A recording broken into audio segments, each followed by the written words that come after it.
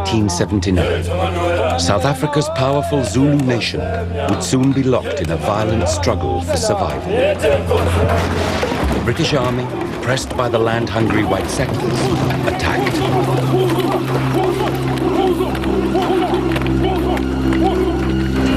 The Battle of Isandlwana shattered the lives of two former friends in a major turning point in Africa's history.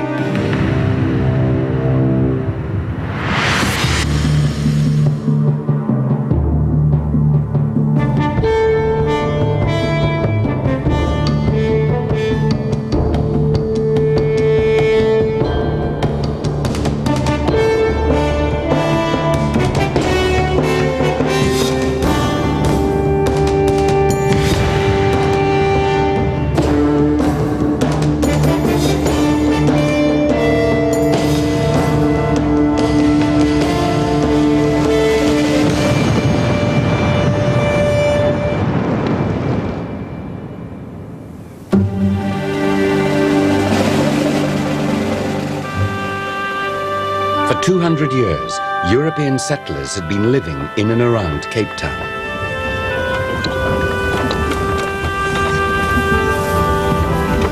In the early 1800s, another flood of immigrants arrived from England. They trekked north in search of land to farm. One such pioneering family would change the course of African history. In the spring of 1820, a Methodist missionary, William Shepstone, set up home with his family in a new settlement, 500 miles northeast of Cape Town. They worked hard to create their new life in a strange land. They grew all their own food and made their own clothes. For the children, Africa, with its strange languages and exotic animals, was a wonderful adventure, far from the cold and damp of England. The Shepstone's son, Theophilus, quickly adopted Africa as his home.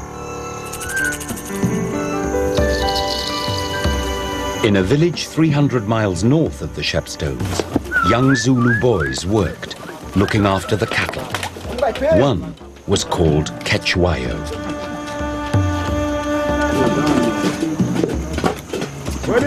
A royal prince in hiding from a vengeful Zulu king. His life would soon take a very different course. Ketshwayo's mother told him stories about a brilliant military leader named Shaka, the first king of the Zulus. In only 12 years, Shaka had created a powerful kingdom with an army that was feared throughout southern Africa. However, at the height of his success, Shaka had been betrayed and murdered by his own half-brother, Dingaan. Ketshwayo's mother had also told him how his own father, Mpande, had been a rival for the throne, which meant it was no longer safe for them to live in the royal village. Ketshwayo and his mother had gone into hiding. After 6 months, Mpande had deposed and killed Dingaan and become king. Now it was safe for Ketshwayo to leave his friends to go and live with his father.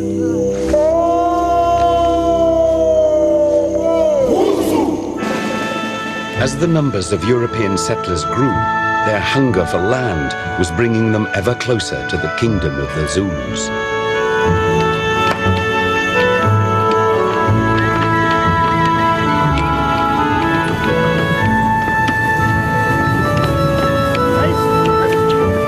Trade developed between the settlers and the African farmers.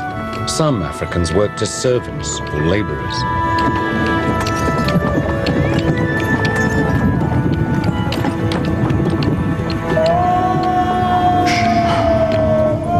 The Zulus grew bitter as settlers encroached more and more on their land and stole their precious water.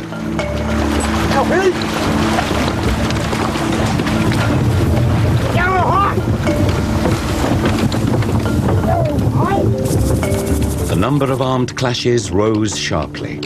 It soon became clear that the struggle now was about who would control the future of southern Africa, the European settlers or the African kings.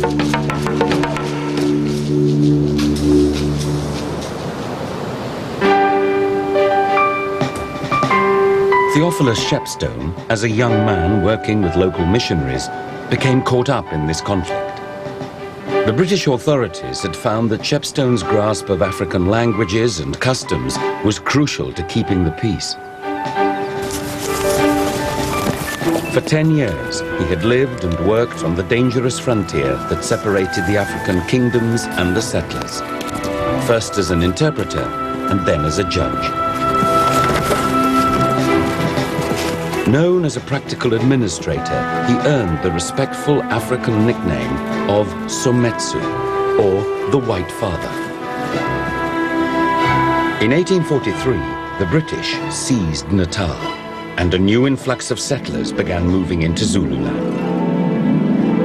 The British looked to Shepstone to defuse the potentially explosive situation. Shepstone's task was to try and calm Zulu fears. At the same time, he had to persuade them to work on the farms and sugar plantations that were facing a crippling labor shortage. His efforts would bring him into direct contact with the Zulus for the first time.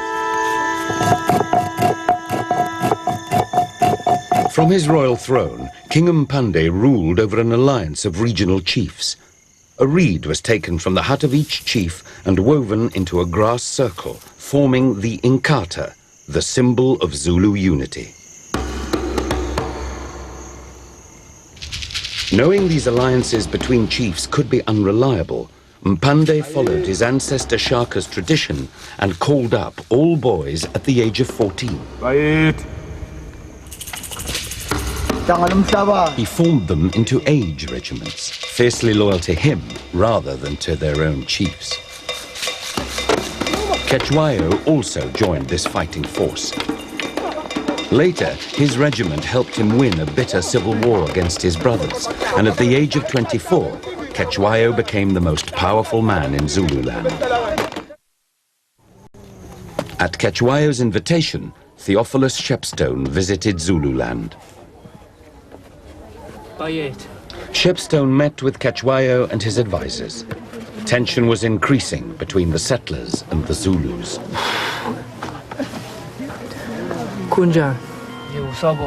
Cetshwayo asked Shepstone not to support his rivals, but to recognize him as the rightful heir to the throne.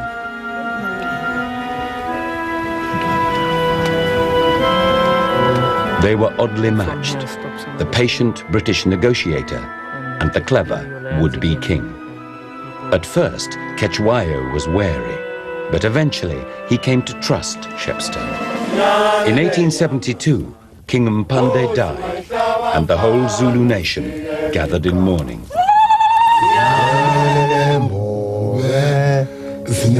For a while, it looked as if some chiefs would challenge Cetshwayo, but his support among the other chiefs was too strong. At the age of 40, Cetshwayo became the ruler of the Zulus. His ambition was to be as powerful as the great King Shaka. In Cetshwayo's eyes, the kingdom had grown weak in the face of the settlers. He was determined to return the Zulu kingdom to its former glory.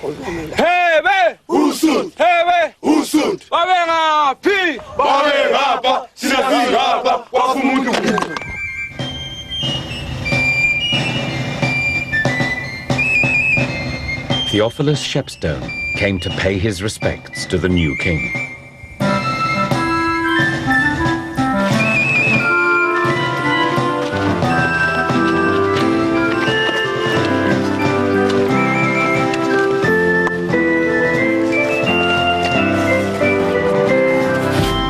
To encourage the Zulus to accept British rule, Shepstone staged a bizarre caricature of a British coronation and recognized Cetshwayo as king of the Zulus on behalf of the Queen of England. The ceremony was to be the high point of their relationship.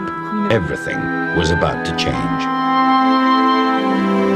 In 1867, a rich diamond field had been discovered at Kimberley. Then, gold was discovered in the Transvaal. The British became determined to seize control of this new wealth. In January 1877, on direct instructions from London, Shepstone established his headquarters in the Transvaal and and declared it a British colony. The balance of power between the blacks and the whites in South Africa was changing rapidly, and in this new game, Shepstone was about to betray Cetshwayo's trust. Shepstone discovered the king to be a determined opponent. In 1877, there was a particularly bitter dispute along the Natal border.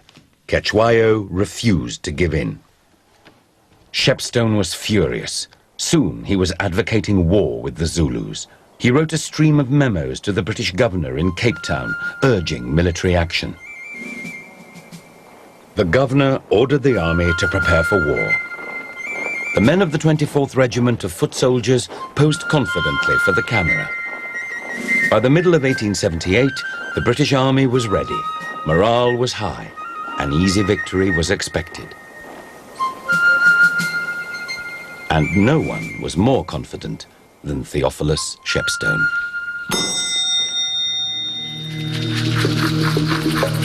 As clashes on the border between Natal and Zululand continued, Shepstone drafted an ultimatum. In it, he demanded that Cetshwayo disband his age regiments, the system which held the Zulu kingdom together. The Zulus were given a deadline of 20 days to comply, or they would be invaded. What had begun as just a simple border dispute now threatened an all-out war. Cetshwayo felt betrayed. He sent an urgent reply to Shepstone. I will not start the war. I will fight only when attacked. I have no intention or wish to quarrel with the British. Cetshwayo no longer trusted Shepstone and the British. He ordered his warriors to prepare for war. Some relied on traditional charms and the invocations of witch doctors. But Cetshwayo put his faith in the tactics he had learned from the great King Shaka. The Zulu army carried few supplies and was highly mobile, but it could not remain in the field for long. So the king gambled on an early and decisive Zulu victory to force Shepstone and the British to negotiate.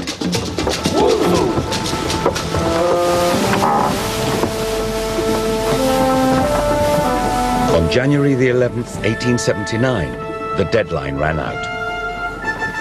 The British army, led by Lord Chelmsford, moved into Zululand. The main column, nearly 5,000 men and 1,500 oxen, made slow progress. Cetshwayo played an elaborate game of bluff and counter-bluff while he waited for an opportunity to fight the British on his own terms. Lord Chelmsford had no idea where the main Zulu army was. To find it, he sent out scouts in all directions. The Zulus watched every move the British made and waited for a chance to attack.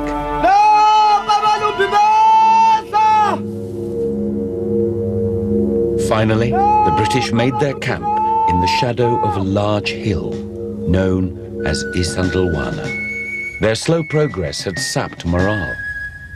I repent the day I took the shilling. I have not had a bed since I left England. We have only one blanket and are out every night in the rain, no shelter. At 4 o'clock on the morning of January the 22nd, Chelmsford fell into the Zulu trap. He split his forces and headed east. Those left behind made few defensive preparations. Tents and soldiers were now strung out across the plain. Unknown to the British, Cetshwayo had an army of 20,000 men, less than 4 miles away.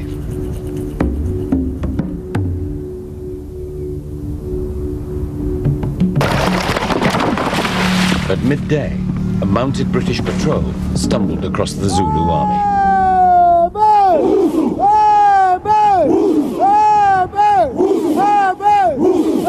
The Zulus set off in pursuit of the British troops.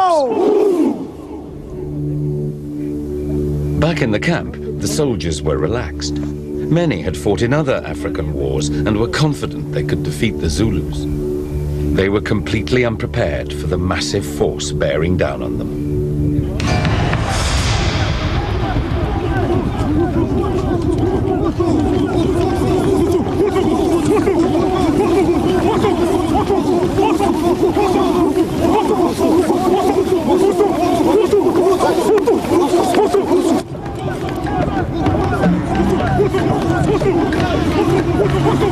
Cetshwayo's army drew up in the classic Zulu military formation, the chest and two horns, and attacked from three sides.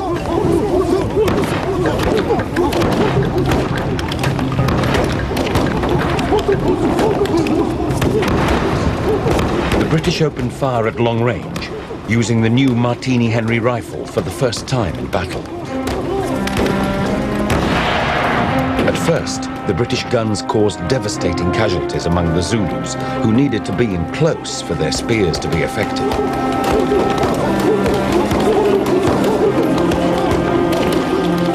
Some of the Zulus also had rifles, but they'd not been trained in their use.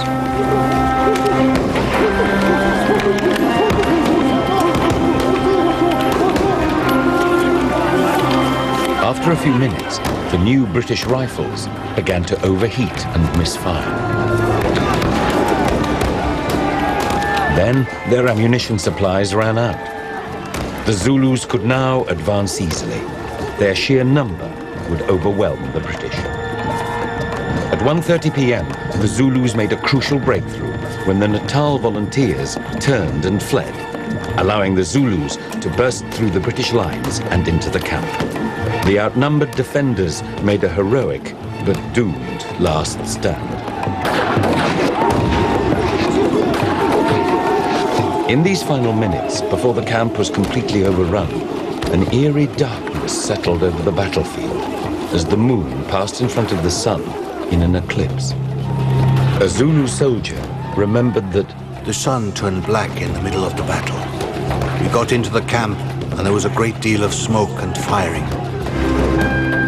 A few soldiers attempted to fight their way down the hill and out of the Zulu trap. The Zulus relentlessly pursued the remaining British troops.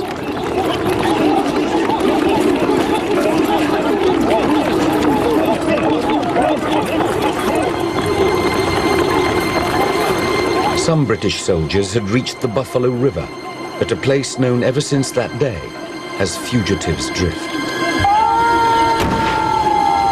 In less than 3 hours, troops of the foremost imperial power in the world had been humiliated by a part-time force of peasant farmers.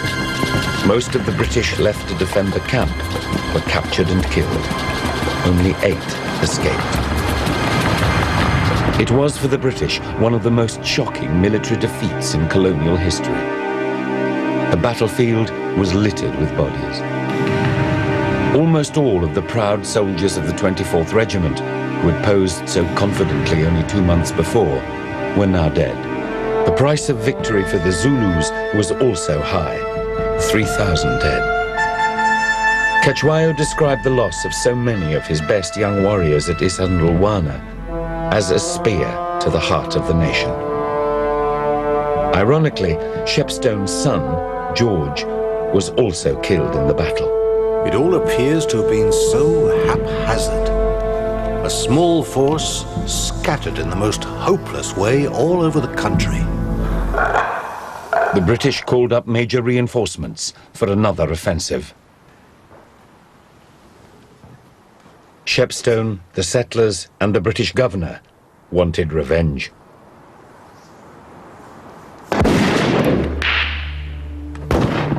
So the following year, in 1880, the British sent an army of 7,000 men and defeated the Zulus. Cetshwayo was captured and taken to Cape Town. It was a humiliating end for a man who had hoped to restore the Zulu kingdom to its former glory. Bitter that a border dispute with the British Empire had led to the annihilation of his kingdom and the death of 10,000 of his people, he wrote to the governor of the Cape Colony, I have done you no wrong. Therefore, you must have some other object in view in invading my lands. Cetshwayo was taken to London to meet the Queen. He hoped to gain British sympathy. He cut a striking figure in European clothing and drew admiring crowds wherever he went. He was finally returned to Zululand in 1883, where he was formally enthroned again by, of all people, Theophilus Shepstone. But his kingdom had been divided into 13 chiefdoms. The following year he died, a broken man. The catastrophic defeat of the British at Isandlwana also led to the end of the career of Theophilus Shepstone.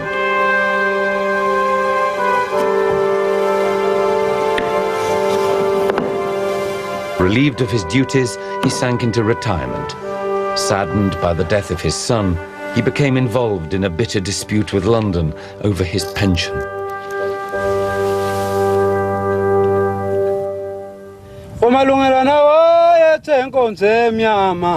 The Zulu victory at the Battle of Isandlwana was a major turning point in African history. From then on, all military resistance to white rule was destroyed.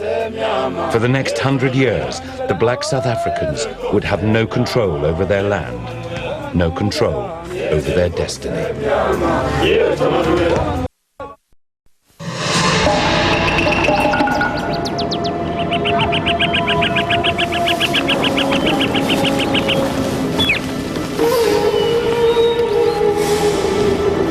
For 200 years, Japan had been a mysterious land. Foreign adventurers and traders foolish enough to set foot on Japanese soil were killed. Even shipwrecked sailors, who would normally expect sanctuary, were hunted down and put to the sword.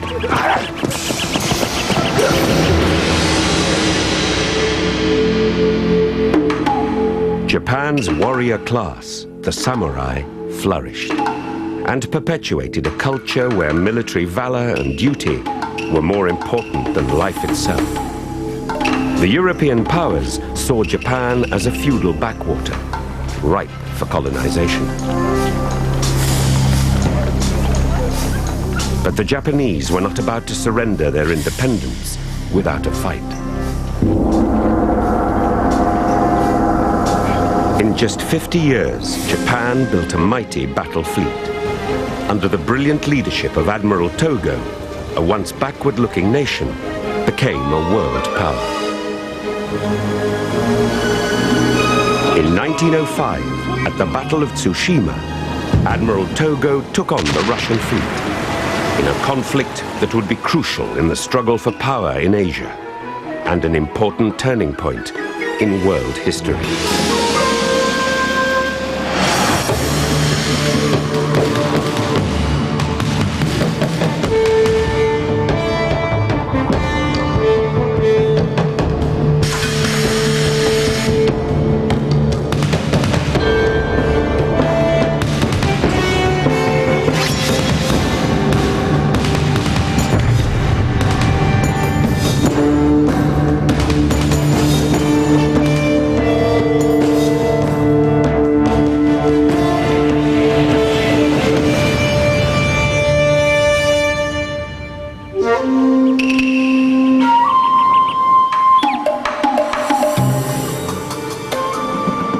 In July 1853, 4 American warships appeared off the coast of Japan.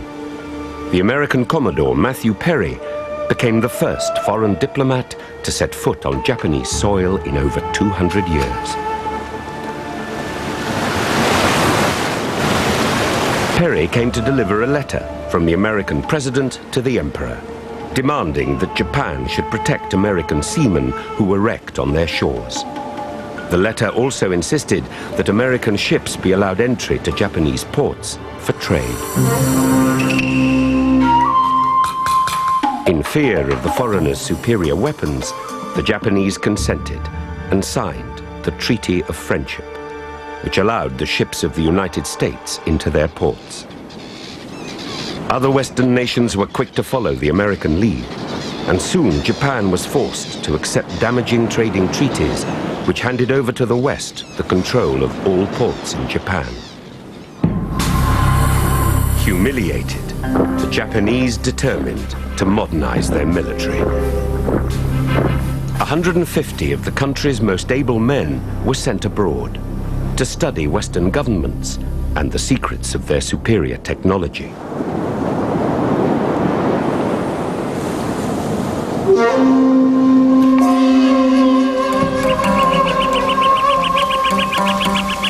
For centuries, Japan's military had been dominated by the samurai. They followed the ancient code of Bushido, the way of the warrior. This discipline demanded fearlessness in battle, a constant improvement in military and athletic skills, frugal living, and honesty.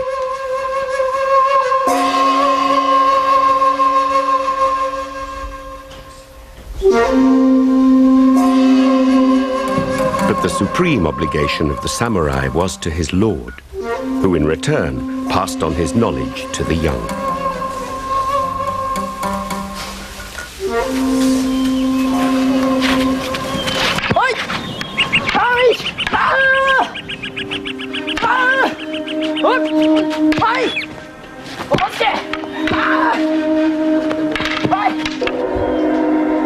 But with the arrival of the foreigners, Bushido became outdated and inadequate. Technology was the new faith.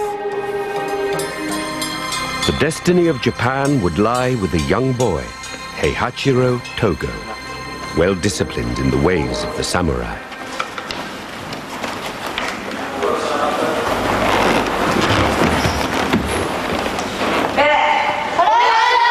The son of a warrior, he received the typical samurai education of Chinese and Japanese literature, calligraphy, and history, and of course, the martial arts.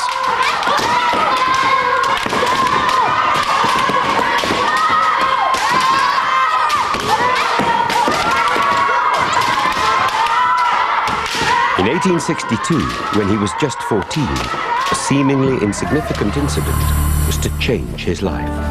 An event which became indelibly stamped on Japanese history and culture.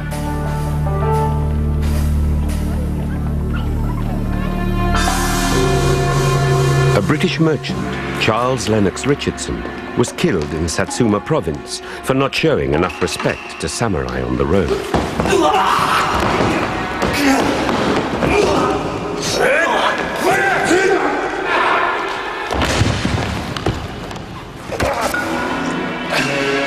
A furious British government demanded compensation for his death.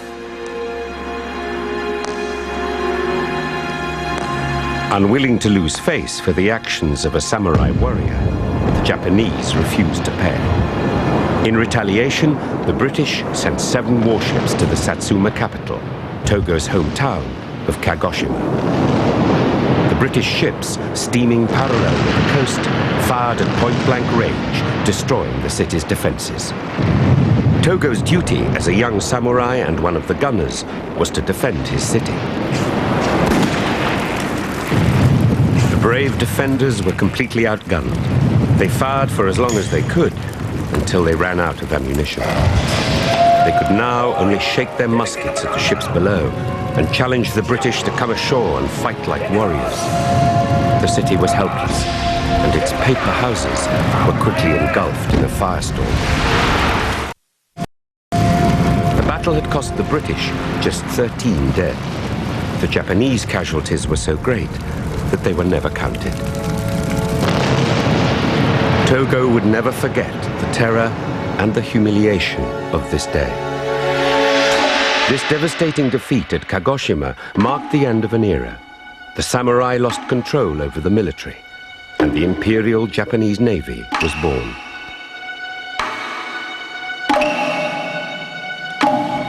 The young Togo became one of its first recruits. The Japanese took as their model the British, whom they saw as a small island race like themselves, who, however, still controlled an empire spanning more than half the world. The British Navy did indeed rule the waves.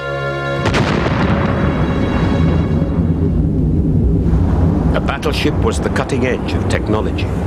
The Japanese realized they would have to master these advances if they were to achieve the status of a world power. With their typical efficiency, they set about developing the Japanese fleet. Only the latest technology was accepted. They were the first to install modern torpedoes.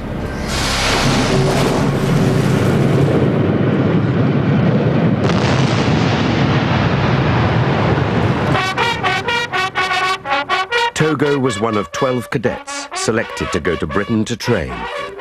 Togo finished second in his class. What Togo learned was that the key to maintaining an empire was an efficient and disciplined navy. Togo studied the strategies of the great naval commanders, and this determination to succeed against the odds would prepare him for much greater challenges to come.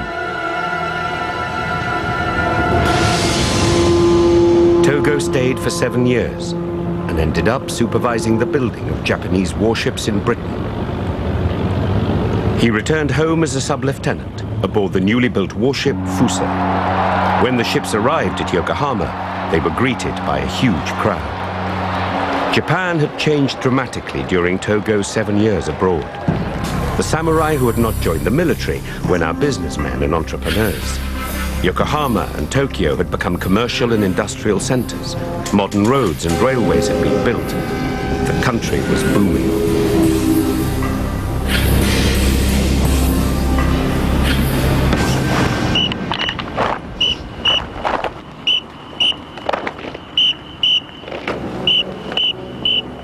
British influence on the Japanese Navy was strong. At the new Naval Academy, 30 British officers taught the young cadets naval tactics. The academy itself was a replica of Dartmouth Naval College, made with imported English red brick. Britain's greatest admiral, Nelson, was even adopted as a figurehead. Along with the other cadets and officers, Togo studied Nelson in meticulous detail. Nelson's policy was to annihilate the enemy. The Japanese Navy was becoming a force to be reckoned with. The country's confidence and self-esteem was rising. Japan rallied to a new slogan, wealth and strength. They were determined to stand up to the West. But Japan's growing prosperity was now threatened by her giant neighbors, China and Russia, who were competing for control of the Korean peninsula. The Japanese knew that whoever controlled Korea could easily launch a successful attack. Korea was seen as the dagger pointing at the nation's heart. So in 1894, Japan declared war on China and seized control of Korea. The war with China was brief and decisive. The Chinese Navy was no match for the modern Japanese fleet. Here, Togo proved himself to be a skillful captain. Having defeated China, it was inevitable that Japan would soon be confronted by Russia for control of Korea. As Russia expanded her Asian territories, Britain felt her own interests were being threatened. And so in 1902, the Anglo-Japanese alliance was signed, and Japan was now recognized as an equal partner. This new status gave Japan the confidence to attack Russia. Togo was now an admiral. Under his command, the Japanese fleet followed the most ancient samurai code of war: win first and fight later. Togo attacked the Russian Pacific Fleet, which lay at anchor in Port Arthur. 3 of the Russian ships were severely damaged. The others were trapped inside the harbor. It was not until the next day that Japan officially declared war. The surprise attack, before any declaration of war, outraged the Russians. But the British and American press described the attack as a smart move. The Russians were now desperate. With their Pacific Fleet held hostage in Port Arthur and the Japanese army advancing on the Russian garrison, the Tsar ordered his Baltic Fleet to sail 18,000 miles to relieve the trapped Russian ships.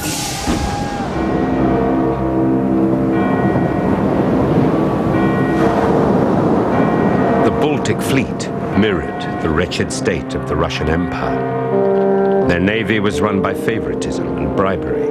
Rich men bought commissions to show off their smart uniforms to society.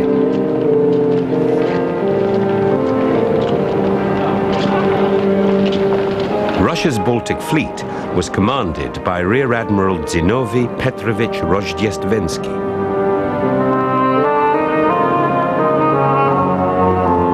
An impatient man who quarreled with everyone, he was also vain. So that his fleet should stand out from the rest of the Russian navy, he had every funnel of the ships under his command painted a gaudy yellow, and the hulls a shiny black.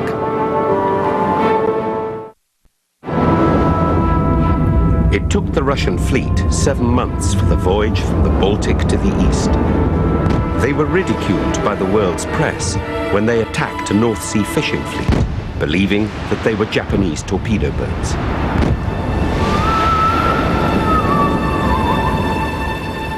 Off the coast of southern Africa, Admiral Rozhdestvensky decided that his fleet should spend a day on target practice. An old fishing boat was used as the target. Almost 1,000 shots were fired. Only one hit anything, and that was the destroyer which was towing the target. The destroyer sank. Rozhdestvensky was convinced that he had to avoid Togo's fleet completely and head for the Russian port of Vladivostok. The Japanese fleet took to sea as the Russians moved closer. Admiral Togo followed the progress of the Russian fleet in the world's newspapers. This gave him plenty of time to plan his attack. Togo and his admirals decided that there were only 3 routes that the Russians could take to Vladivostok. The safe way was to go the long way around Japan, but Rozhdestvensky would have to take on coal and therefore become an easy target. Or he could choose the narrow straits close to China, but these waters could easily be mined. The last alternative was to take the most direct route between Tsushima Island and Japan. Togo made his choice, the Straits of Tsushima, and waited. The Japanese were primed and ready for the Russian fleet. Togo was worried, not at the thought of battle, but at the possibility that it might never take place. Had he chosen the right spot to intercept the enemy? He would find out the next day.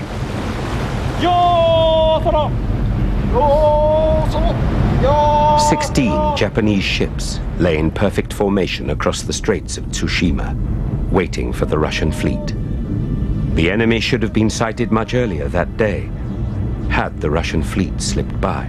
The mist was turning to fog, and visibility was now only 2 miles. But in the cover of the fog, the Russian fleet was approaching. At 2:45 a.m., a Japanese sailor spotted a Russian hospital ship that was lit up like a beacon. The fog began to lift. Soon, 10 or more Russian warships were visible, less than a mile away. An ecstatic Togo radioed this message to his government. The Russian fleet has been sighted. I am going to attack it and annihilate it. Admiral Togo's confident order of the day on the 27th of May, 1905, inspired his modern sailors in the same way that samurai commanders had inspired their warriors in the past. We are at last to meet the enemy. We have developed a high fighting efficiency, and now that we are to defeat the enemy, there is little more that I can say to you. Admiral Rozhdestvensky's orders of the day were more cautious. Our squadron is not only equal in strength to the enemy's, but we are superior in number of battleships. The Japanese, however, have had more experience of war than we, and are more skilled in gunnery and warfare. You must not forget this. Togo hoisted Nelson's famous signal. The fate of the empire depends on this battle. Let every man do his duty. The Japanese fleet succeeded in crossing the T of the approaching enemy column, the same tactic used by Nelson at Trafalgar.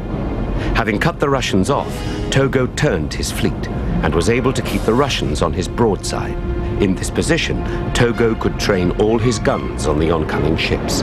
Whenever the Russians turned to avoid Togo's guns, he turned with them. There was no escape. Togo's battleships, cruisers, and torpedo boats poured their explosives onto the Russian squadron. With their bright yellow funnels, the Russians were perfect targets for Togo's guns. The Japanese were using a new and powerful armor-piercing shell. Their rate of fire was 3 times faster than the Russians. With the relentless pounding, the Russians found it impossible to plug all the holes made by the shells and torpedoes. As Togo had promised, the Russian fleet was being annihilated. The Russians suffered enormous casualties, 4,830 dead and 5,917 taken prisoner, including Admiral Rozhdestvensky.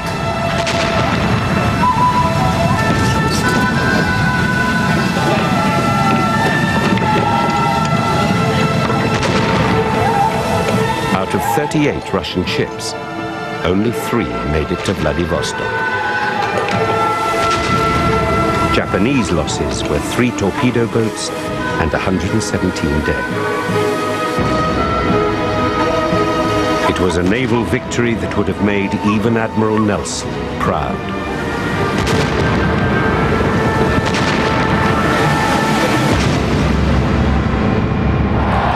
Togo's triumphant return to Tokyo took place, at his insistence, on the 21st of October, 1905, the 100th anniversary of the Battle of Trafalgar.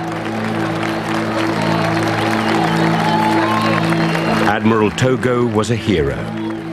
When he was appointed chief of the Imperial General Staff, he delivered this typical samurai warning to his country.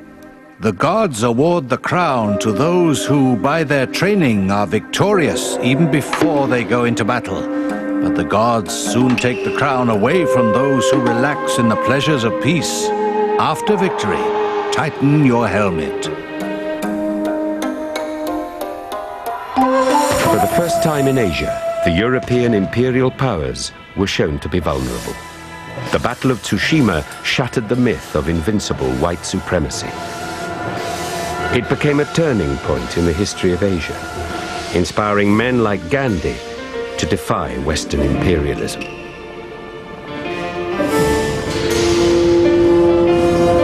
The victory at Tsushima cleared the way for Japanese expansion in the Pacific. The ancient samurai code of win first and fight later had once again proved successful.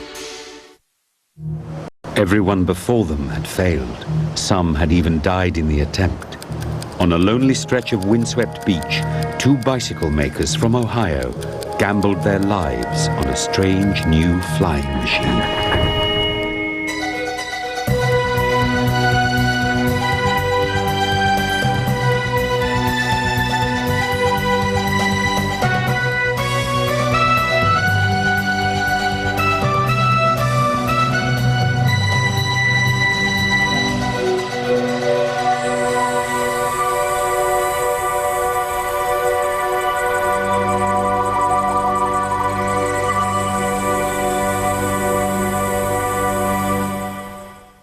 For the Wright brothers, success or disaster hung on the next 2 minutes. On the morning of December the 17th, 1903, flight lay just outside their grasp.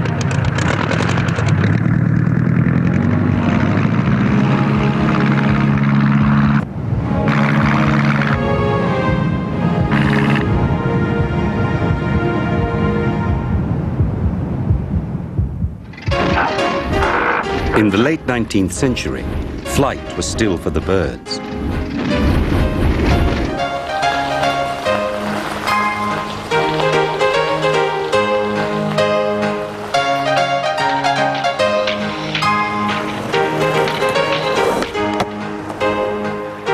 Would-be flyers dreamed of floating like a bird, not a fish. That same dream took root in a middle-class neighborhood in the Midwestern town of Dayton, Ohio, in the unlikely home of the Reverend Milton Wright. In 1889, Wright's wife, Susan, died of tuberculosis. 2 years later, one of his sons still hadn't got over her death, as Milton recalled. His mother being a declining rather than a suffering invalid, he devoted himself to taking all care of her, serving her with faithfulness and tenderness. Such devotion of a son has rarely been equaled. A hockey accident during his senior year had required an operation on Wilbur's mouth. The operation led to complications to his heart. It took him 3 years to recover. He gave up a place at Yale, studying theology, to tend his sick mother. The whole experience left him introspective and thoughtful. To outsiders, he simply seemed cold.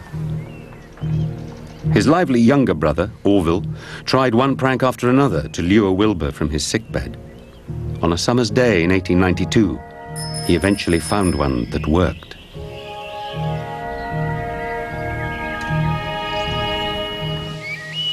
The bicycle craze had just hit Dayton.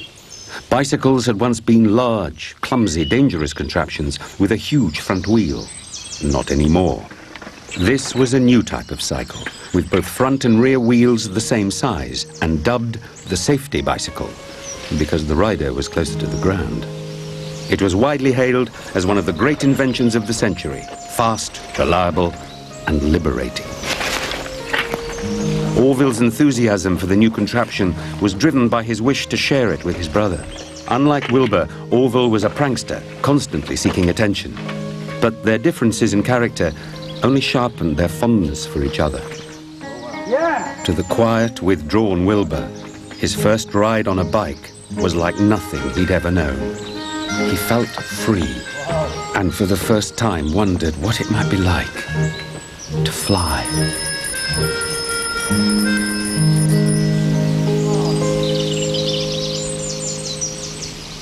The brothers were so captivated by their new hobby that they pooled their money and opened a bicycle shop.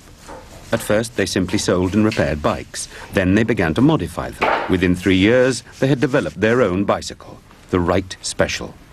Still in their 20s, the Wright brothers were running their own prosperous business. They had achieved the American dream. But it wasn't enough. Wilbur was searching for something more. He realized he was wasting his talent on a machine already perfected by somebody else. Ever restless, he searched for a bigger puzzle to solve. In 1899, he wrote to the Smithsonian Institution in Washington, D.C., requesting anything on the subject of flight.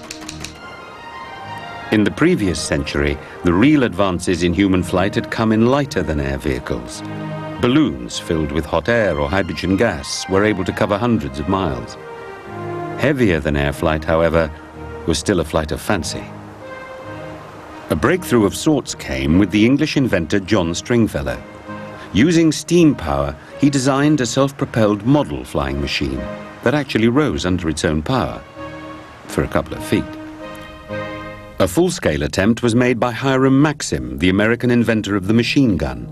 In 1893, he built a 4-ton craft he felt certain would fly, thanks to its 2 powerful steam engines and 18-foot propellers.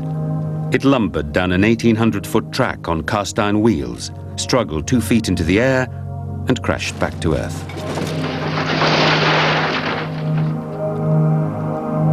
The best results were made in Germany by Otto Lilienthal, flying simple gliders. He performed spectacular glides to cheering crowds. But his greatest feat was publishing a set of tables that assessed the aerodynamics of various wing surfaces. His book became a Bible for all would-be aviators.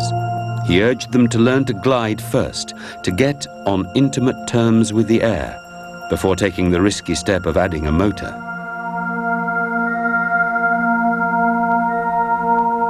It was while piloting one of his own gliders that Lilienthal crashed and died.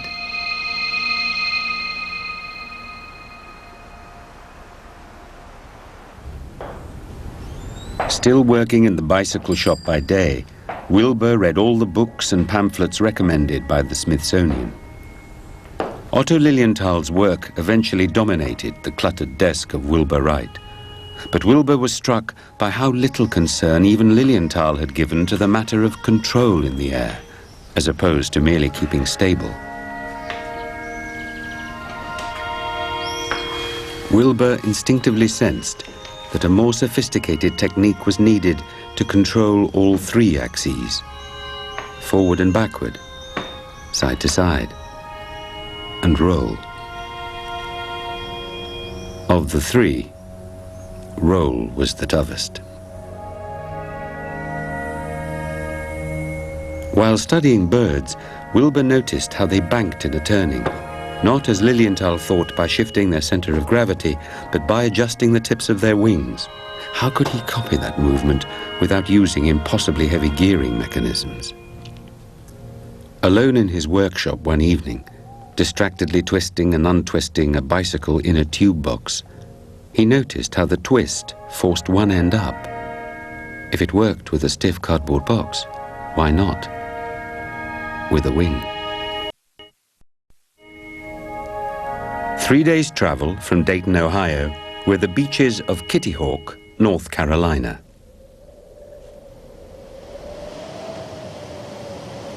For the brothers, Kitty Hawk provided the perfect test site. The long, open beach was 1 mile wide and 60 miles long. The winds blew constantly, and here they could try and fail in private. The nearest house was a life-saving station 5 miles down the coast.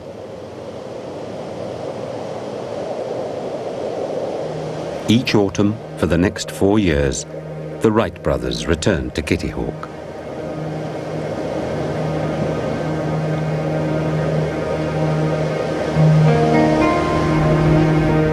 That first year, Wilbur had only one thing in mind: to put his theory of wing warping to the test on a homemade kite. Wing warping clearly worked, but it was hard to manipulate the wings and the rudder at the same time, especially in strong winds. Worse, the wings weren't producing the lift Wilbur expected from Lilienthal's tables. Sometimes, the kite simply wouldn't stay up. But Wilbur was encouraged by their progress that season. Returning to the bicycle shop in Dayton, they immediately set to work designing and constructing an entirely different machine, the largest glider the world had ever seen.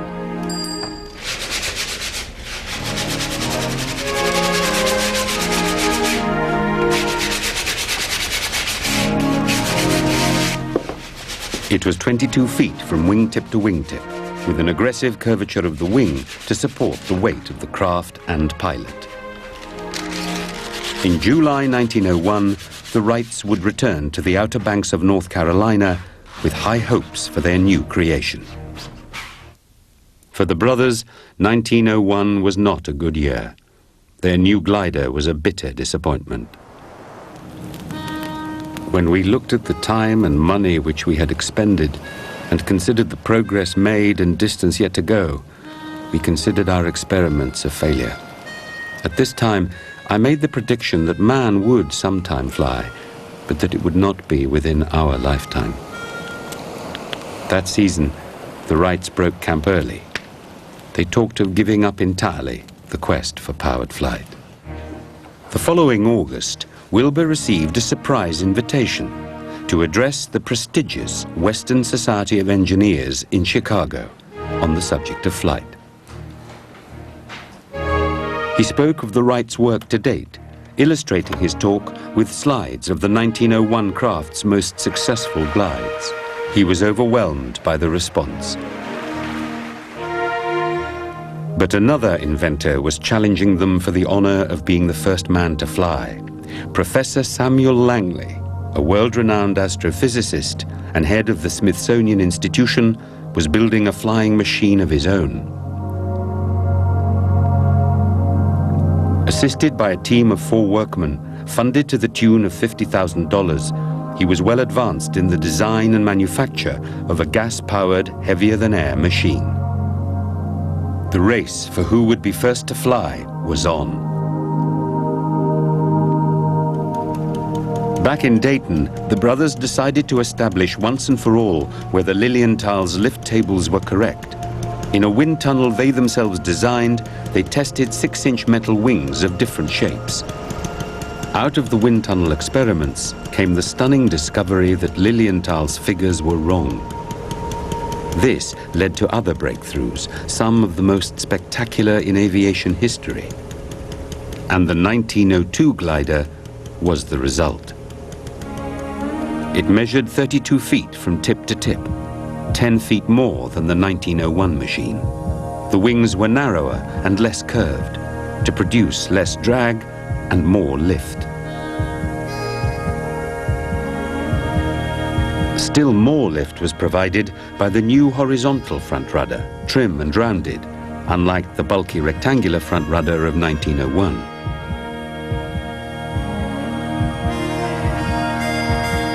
Greater control was achieved by adding a vertical tail of 2 6-foot fins. All in all, it was the first glider in history to be fully controlled in 3 axes of motion. In 5 weeks, the Wrights achieved almost 1,000 successful glides. At one point, they glided 250 times in just 2 days. All they needed now was an engine. Powered flight was almost within their reach. Returning to Dayton, the two brothers built their own 12-horsepower internal combustion engine from scratch.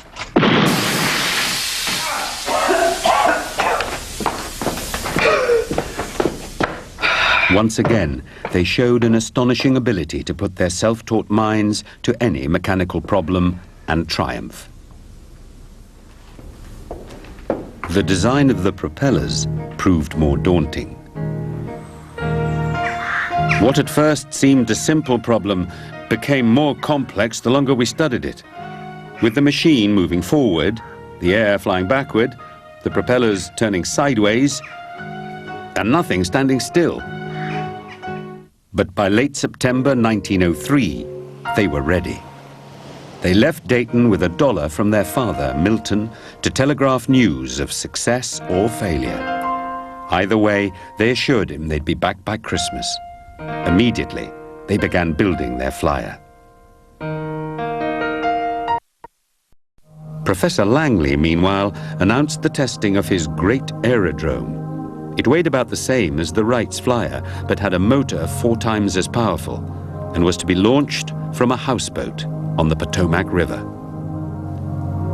Reporters were kept waiting for 3 months, while Langley made final refinements.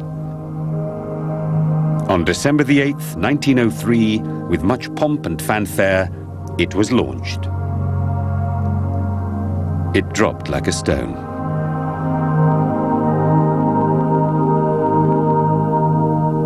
Langley died 3 years later, a broken man. The Wrights were now America's only hope for powered flight. But things looked hopeless. Problems with the propellers made Orville return all the way to Dayton for new shafts. And now a gale was lashing the Outer Banks. Both doubted they could test the flyer before Christmas. Then the rain cleared. The wind was still blowing a dangerous 27 miles an hour, but the Wrights decided to risk it. They hung out a flag to summon witnesses from the life-saving station nearby. One of them, John Daniels, noticed Wilbur and Orville stood close together. After a while, they shook hands, and we couldn't help notice how they held on to each other, like they hated to let go, like two folks parting who weren't sure they'd ever see each other again.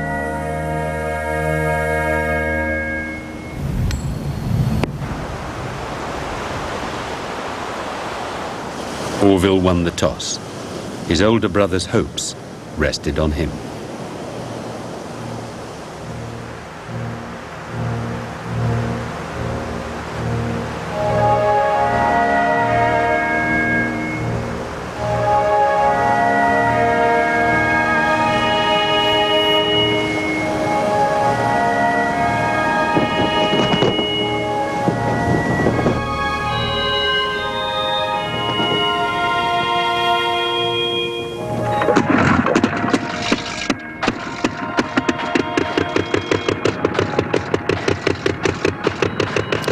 10:35 exactly, Orville released the holding line and the flyer slipped down the track. The machine quickly picked up speed.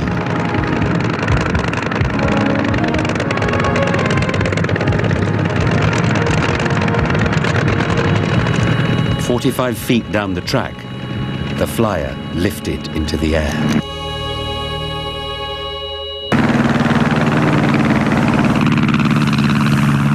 For the first time in history, a heavier-than-air powered craft had taken off from level ground, moved forward under its own power, and landed at a point as high as it had begun.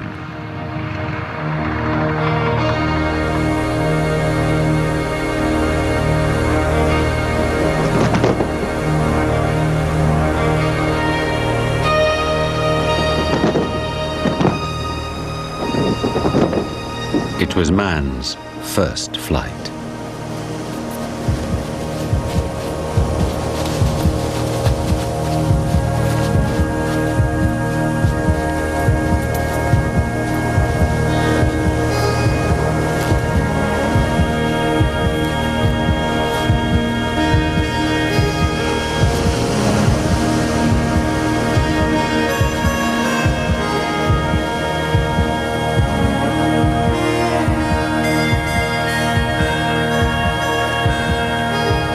With the dollar their father had given them, Wilbur cabled the news.